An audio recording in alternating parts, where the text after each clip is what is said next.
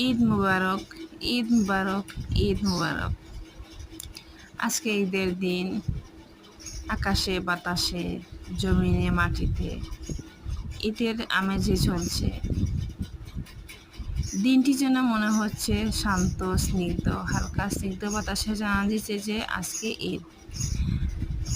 তাই ঈদের খুশি কি মলিন করা যায়? যত দুঃখ কষ্ট ঈদের খুশিকে কি কখনো মলিন করা যায়? তাই জীবনে যত দুঃখ কষ্ট থাকুক না কেন, আমাদেরকে ঈদের দিনে সবার মাঝে খুশি বিলিয়ে দিতে হবে। আমরা একে অপরের সাথে কোলাকুলি করব। ধনী গরিব সবাই সমান। আল্লাহ বুঝিয়ে দিয়েছেন নামাজের মাধ্যমে যে এক কাতারে এখানে বাদশা দাঁড়ালেও যা এজন। আল্লাহ বুঝিয়ে দিয়েছেন আল্লাহর কাছে সব মানুষই সমান, ধনী গরিব সবাই সমান। তা আমরা যারা নামাজে দাঁড়াই, নামাজের মাধ্যমে আমরা এটা উপলব্ধি করতে পারি, বুঝতে পারি।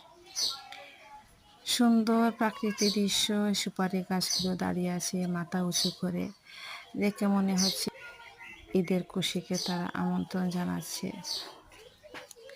হালকা স্নিগ্ধ বাতাসে গাছের পাতাগুলো দুলে যাচ্ছে, খুবই ভালো লাগছে দেখে।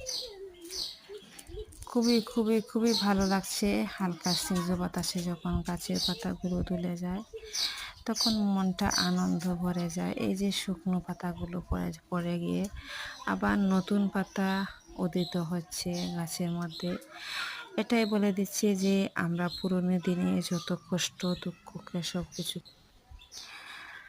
দুঃখ কষ্টকে ভুলে পুরনো দিনের আমরা নতুন করে বাঁচতে শেখার মাঝে অন্যরকম সুখ, অন্যরকম আনন্দ, সেটা আল্লাহ বুঝিয়ে দিয়েছেন।